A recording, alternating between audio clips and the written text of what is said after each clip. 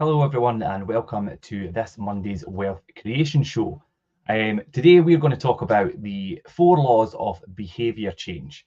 And the reason I want to talk about that today is because it's part of the book that I've been reading, which is Atomic Habits, which is written by James Clear. And it's all about obviously creating great habits and habit stacking and about how your behavior and things and how to change your behavior and your attitude and your approach to obviously creating good habits that are beneficial to your own success and help you obviously grow and progress. And I don't know if you listen to the shows, you'll know that making new changes and habits and things is something that obviously is part of everybody's journey. I'm obviously in the process of doing that. I kind of thought that obviously reading was one thing. Jim's always a big advocate of reading books and learning from that. I've not always been the most avid reader. So reading is something that I've been trying to incorporate into my daily life as a habit. So I thought obviously reading the book Atomic Habits would be to kill 2 birds with 1 stone. So and I'm a good bit through that and learning quite a lot. So I thought I'd share some of it with you today. And that is the 4 laws of behavior change. Now, anyone who's ever set out to create better habits knows that it's hard and it's really hard to stick with them. In fact, there's studies that's even showed that take New Year's resolutions, for example, less than 10% of people who make New Year's resolutions actually keep them. And that's because most people don't really create habits that work with instead of against our human nature. So understanding the science of behavior change can really help you work smarter instead of harder to achieve your biggest goals. And you know what? I've set goals and things recently, and some I feel are achievable, and some I think are a long way off, and some are maybe just a wee bit bigger than what I thought I could achieve. But I think it's always important to aim high, aim for the stars and hit the moon on the way down, as they say. So yes, so I think it's all part of being a smarter worker rather than a harder worker to achieve your goals. And yeah, that the science behind that behavior change is something that you need to understand. And James Clear goes through that in this book, and I think it's really interesting, and it's kind of caught me and got me thinking a lot more positive about habit stacking and making these changes and things. So, you know, whether you're looking to land a promotion or trying to get serious about your fitness, probably a combination of both, learning how to break your goals into a system of habits can help you stay on track with a really simplified framework for designing smarter habits and behavior change authority. And these are all things that are covered in Atomic Habits. And this book, if you read up the reviews and things, has helped millions of people make progress towards their goals every day.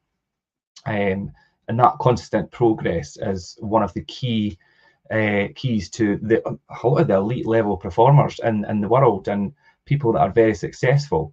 I mean, this book has got a good backing. It was a #1 New York Times bestseller, and the framework and things in there built around this 4 laws of behavior change can really help you start to apply things to your life today. As soon as you start reading it, once you're a few pages in, you start to obviously pick things up. And as I say, I'm a good bit through that book now, and I've still to finish. And possibly it's a book that I would probably go back to again and read more than once, because I think with anything, if you go back over it, you learn more the second time round and the third time round. So it's probably a book I'll keep a hold of for a long time. And yeah, and it helps you cut through that self-help clutter by building this framework that I was talking about, and helps you to break down your goals into manageable habits and create habits that actually work. And it really opens up your eyes to the importance of even just the smallest changes and creating habits that you think are going to make no difference in the short term. And when you think, and there's a lot of analogies they use and how your small changes do actually have such a big impact over a longer period of time. I think there was one about they talk about a plane that takes off from Los Angeles and it was flying to New York. And if you move that flight path, even by the nose of the plane of a few feet, it ends up landing in Washington instead of New York. So, and it's like, so that few feet at the beginning maybe seems nothing, but by the end of the journey, it's hundreds of miles apart. So that was quite a good analogy how the small things can change over a long period of time. And the Atomic Habits framework applies to emerging challenges like excelling in remote work environments or navigating an endless stream of distractions. And the four laws that change that four laws of behavior change can really help you design your good habits. So let's look at what those four laws of behavior change are. And number one is make it obvious. Now, changing your behavior starts really with self-awareness, and notice that existing behaviors that have become automatic and you just do things without thinking for you, and pay attention to what the cues for them are. And that will really prompt you to implement those actions to obviously then alter that, and then use cues to teach yourself to repeat behaviors that you want to incorporate into your life, and avoid the cues that could lead you to be distracted or really kind of destructive habits, and take you on a different path away from what your goals actually are. And you'll be surprised the amount of people that do things day to day, and I've identified a few of mine. We've all got them, and you do things without even thinking. It's automatic things you'll do, and you'll do things in your daily life that are obviously, people will get up and they'll have a morning routine, and they'll brush their teeth, and they'll have a coffee at this time, and they'll do all these different things, and it's kind of on autopilot. There's a lot of other aspects of your life you'll do things like that, and it's just become an automatic habit that, and certain things will, like you say, there will be cues and things that trigger you to do that without you even knowing. And these could be habits that could be detrimental to your whole path and your trajectory towards your goals. So take a wee step back and try and think what they are, and then you could really start making new habits, and start building an implementation system or implementation intention, they call it, a specific plan for when and where you're going to implement this type of behavior. And this can help your desired behavior be more obvious and direct. And in the book, Clear says, maybe people feel like they lack motivation, but what they really lack is clarity. So, and lack of motivation and procrastination and things is a really difficult one. And a lot of people have that hindering them, and they think, and they put it down to not maybe having that motivation, but really it's maybe just not the clarity. And they need a lot more clarity of what they're actually setting out to do and what's maybe hindering them from doing that, what those bad habits are, identifying them, and then obviously being able to move forward and implement more positive and habits that will help you towards your journey. Hopefully, guys, if you're in the comments, I can see a couple of things coming through, but if you're in the comments, you've got any questions about this, any questions about the book, we are referring to the book Atomic Habits today. Currently reading this, as I say, it's James Clear. You'll get this on Amazon, which I ordered it from. Really good book, and I'm taking out the 4 laws of behavior change from that today and kind of breaking it down and just going through how it's affecting me and how it's being implemented by me in my life. Obviously, people will have their own take on what their habits and how they need to change. But hopefully a lot of what I talk about this afternoon will resonate with some people. It might not, but I tend to think that a lot of us are kind of the same, but we aren't, and a lot of us think very differently. But definitely a good book. And yeah, the 4 laws of behavior. So the first one there, which I was just talking about, was to make it obvious, and that was number 1. And law number 2 was to make it attractive. So according to Clear in the book, the process of changing your habits is really the process of changing the stories you tell yourself. So even offhand, comments like "I have a sweet tooth," or things like that can influence the choices you make. So if you program yourself to think, "I've got a sweet tooth," when you're in a shop, you'll automatically take yourself across to the sweeties or the cakes, or because you've indoctrinated into yourself that you have a sweet tooth, and you have to get something that's sweet and loaded with sugar. Just as an instance. And then obviously, like I say, you've programmed yourself to think that way because you say those things. So reprogramming how you think about good habits by making them more attractive will help you follow through on your plans. So what I mean by that is reframe how you think about tasks by telling yourself you get to do something instead of you have to do something. Do you know, that makes that sound so much more attractive and appealing, that you get to do something rather than you have to do something. And it's all about the way you put things across to yourself and how you relay things to others out loud. When you say things out loud, it really does indoctrinate it into you when you're saying things like, "Oh, I have a sweet tooth. I have a sweet tooth." Do you know, you're going to convince yourself you've got a sweet tooth. Do you really have a sweet tooth? Everybody likes something sweet. What makes you any different from others? So, yeah, these are just things to think about, and it does really get you thinking, and that is the most important thing. It makes you take a little step back and think and look at yourself and how your actions and how you react and how you act in certain situations, and like I said, those cues and things as well. Socializing your habits is another way to make them more attractive. So when others are along for the ride and the journey with you, whether that be to a better health or maybe saving money, you're more likely to stay consistent with your goals. And this resonates because you'll have gym buddies, the people that, and the thing with gym buddies is, though, if one has dropped out or misses a day, do you know, it's quite hard for the other one to keep going without them. So be careful of that whole codependent thing, because that does happen. But yeah, gym buddies, and then do you know, it says saving. I said saving money there, but I mean maybe, do you know, people might get into investments and things together. Obviously, be careful who you join up for investments and things. Make sure you trust them and things are all above board. And but yeah, so obviously, but it gives you that extra motivation because you've got somebody else and you bounce off each other. And it could be a good way to really keep your goals consistent and keep you in that right frame of mind. But be careful of like I say, that codependent thing, because if one falls off, are you going to be able to keep going on your own? You probably better making sure you're quite confident in your own self and your own decisions and your own ability to move forward, rather than completely relying on someone else. So I mean, as a way, like I say, socializing your habits is definitely a way of doing it. I would just, for me personally, like I say, it might be different for other people. It would be something that I would be quite careful about, and depending on who the person would be. Somebody might become quite independent and be quite confident in doing it themselves, and I think that's great.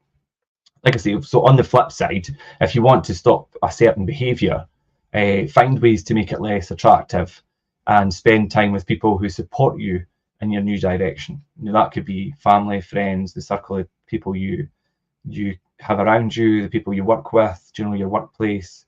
Do you know, think about, make sure you're always in a really supportive environment, and people that support your goals and what your journey is, no matter who that is and where you intend to be. If you have people that are quite negative and seem to want to take you off course and lead you towards something different rather than what you have planned, and what, like, if you're implementing new habits, and you know, whether that's to stop drinking or to stop smoking, or you know, to get healthy and to start being more fit, and you know, to stop spending so much and going out for meals and pubs, and you know, you might have friends and things that might maybe put you down for that and hold you back, and try and get you to go out and have a drink and go out and do this, and that can be quite a deterrent from your path that you're on, and you achieving your goals, because it's going to take you off on a sideline. And I mean, you might veer back to it, and that's fine, but you've lost that time where you've been taken off track and taken away from your goals, being taken out your line of sight because you're distracted doing other things to please other people sometimes rather than yourself. So always be careful of that. I think that's something that I would be very wary about. So yeah, and that's rule number 2, and that's to make it attractive to yourself. So yeah, that was quite a good one. I think there's a lot to learn there. Of course, obviously in the book, these laws are broken down really a lot more than what I could talk about in so much detail today. So I am kind of abbreviating and bringing it down to a shorter level, rather than, I mean, I could sit here and read the book to you, but we'd be here all day. But I think just sticking to the facts is quite a good way of getting the message across about the benefits of what I've felt from this book, and obviously millions of others have, because obviously it's been a bestseller, and it's helped a lot of people. You could read the reviews, actually. Amazon reviews and things are actually really good. So law number 3, obviously we've got the 4, and it's make it easy as the third one. And when you're trying to build better habits, start with the easiest, most simplified version of that habit. So break it down into maybe a 2-minute action step. And if you want to start, like myself, if I wanted to start reading more, and this is what I've done, and it's not been easy. So if you want to start reading more, commit to spending, say, maybe two minutes every night, and build it up from there.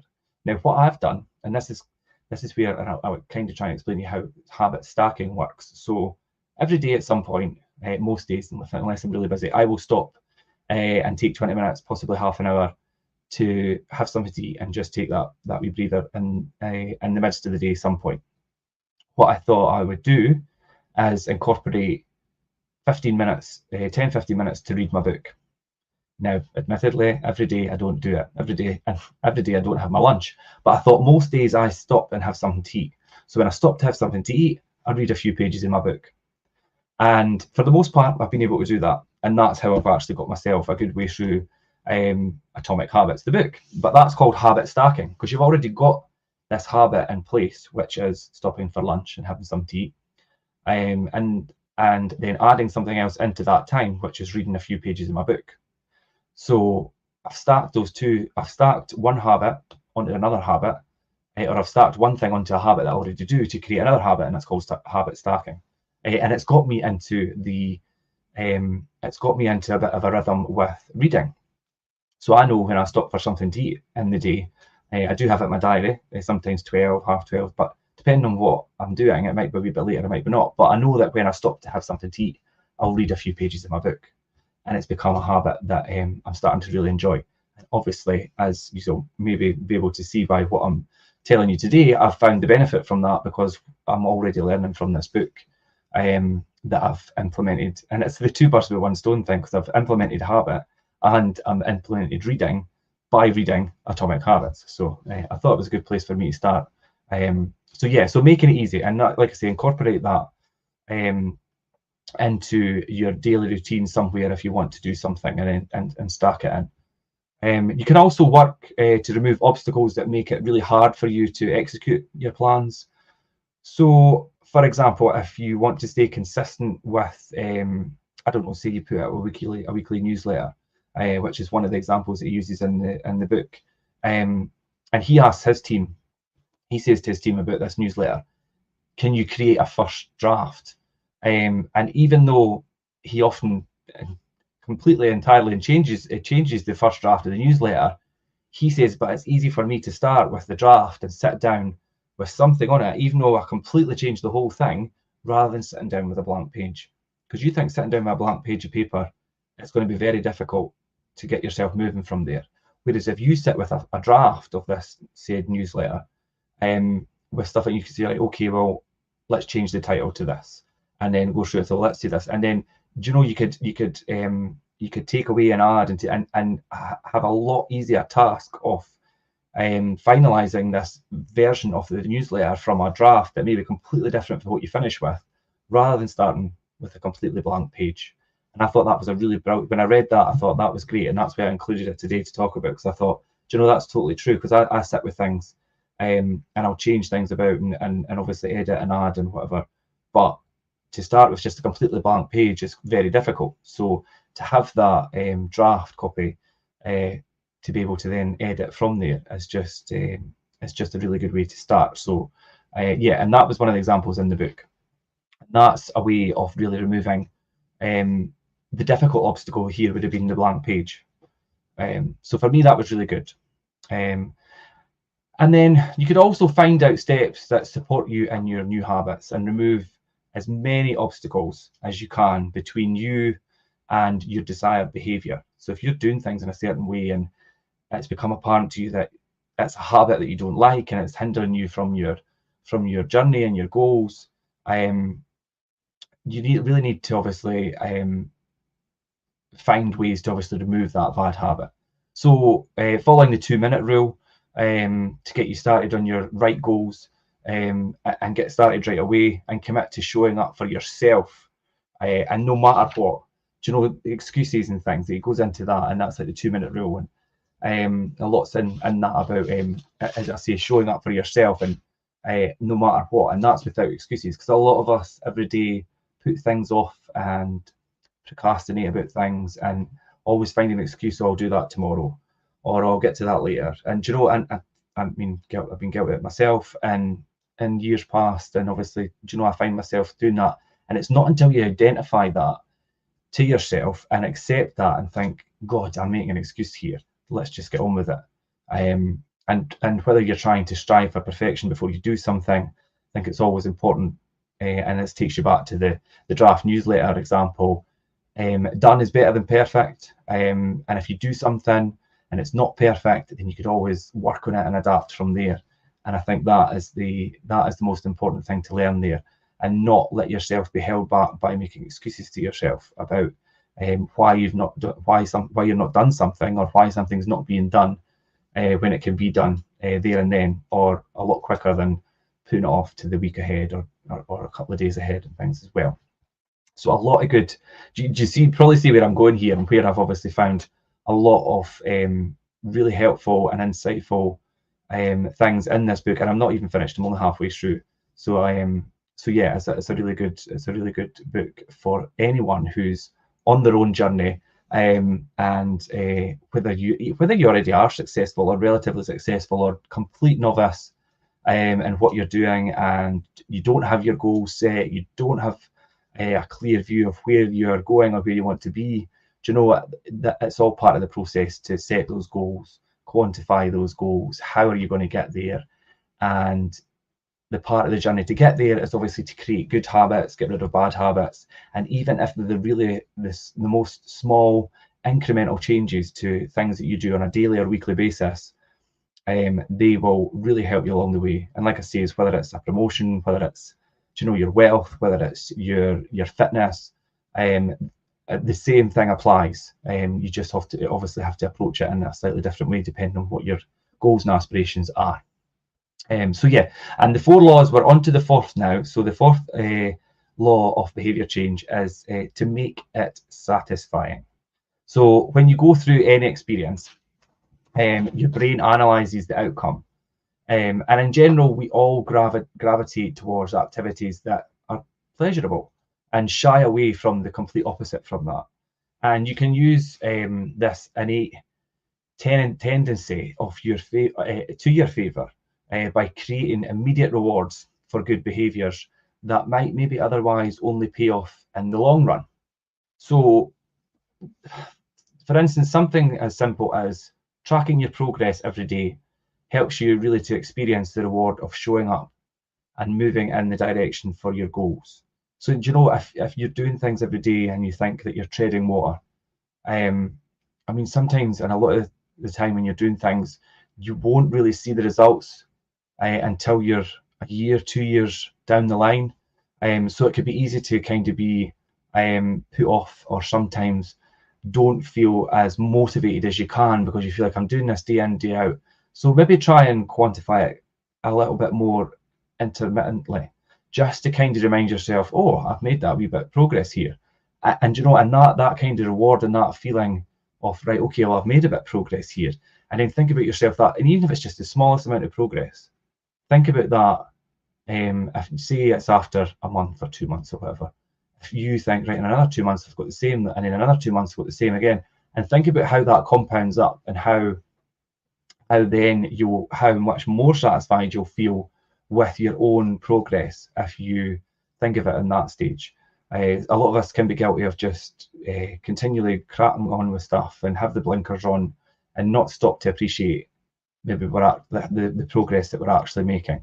But yeah, I mean, ultimately it will be the long run that you'll see results for anything worthwhile.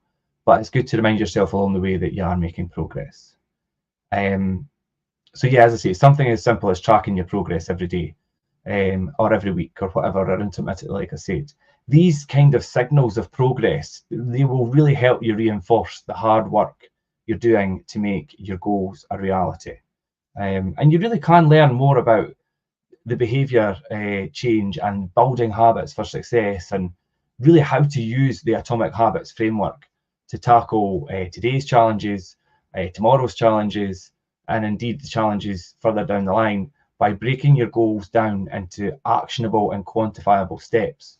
I think it's really important to remember, and it really highlights it in the book, that designing smarter habits can help you really transform your life and achieve personal and professional goals, and make your progress every day that little bit more satisfying. And that's what the fourth goal is here, obviously, to make it satisfying. So, and just to recap, obviously, the 4 goals today, the 4 laws of behaviour is to make it obvious, and to make it attractive, make it easy, and finally to make it satisfying. And as I said, these are broken down in so much more detail throughout the book, but I thought I would just touch on them today and share how much they've become, obviously, quite prominent to me in what I'm doing. And I feel like I thought I would share it today because I think a lot of people could benefit from that, and have that ability to implement changes and habits in their life to help them really propel forward in their own journey. And I think it's important to remember that those small steps hold the key to remarkable behaviour change. And as it's quoted in the book, consistency is its own form of greatness. And if you could create that consistency in your own life, and by habits and habit stacking and having those positive behavioural changes, you'll have such a profound change in yourself and in your entire journey, and ultimately to your goals. And I think that end goal will be so much more beneficial and so much more of an achievement for anyone individually when they know that they've put that work in to make those changes, and they could actually feel a lot more proud of themselves that they've been able to make those changes and make that change to their life. Now, as I say, it doesn't have to be these. It doesn't have to be big changes in your life. I mean, a lot of people think that they need to turn things around in a big whirlwind in order to be successful and have all the things that they maybe set out to do, whether, like I say, whether your goals are personal or professional. You'd be surprised how much the small changes result into such a big result at the end over time. And as I say, I mean, it's really explained so well in the book, and I'm just touching the surface today, but I really just thought I would take the opportunity to share it with you guys. And obviously Jim's not here today, so I thought, what could I use to talk about on the show? And I thought, do you know, this book's really jumping out to me, and I'm learning a lot from it.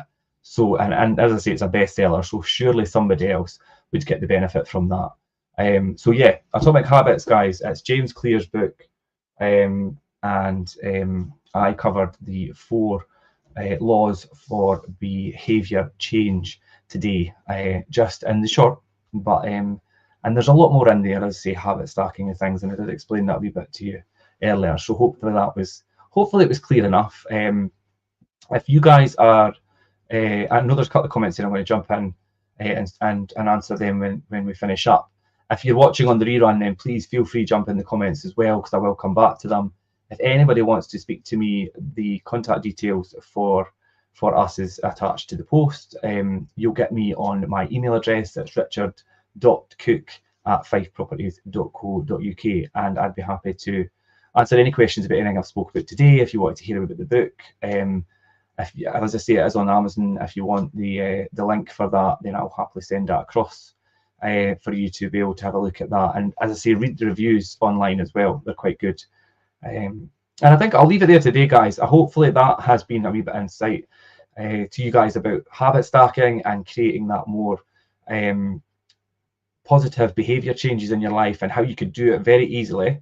It's not always the most simple to stick to, but when you break it down and have a wee step back and look at what you actually do and what your cues are to doing things that are maybe bad habits, and programming yourself or reprogramming yourself to do good habits that are going to be beneficial to you, it really is quite an interesting journey, part of your journey, and that the book Atomic Habits really helped me along the way to do that. So yeah, I'm going to leave it there today, guys. Hopefully that was a really insightful talk about the book, kind of book reviews and such. But any questions, please do ask. Jump in the comments at any time, and I will catch you next Monday. We'll be back next Monday at 12:30. Jim and I will be back together for the Wealth Creation Show, and I look forward to seeing you all there.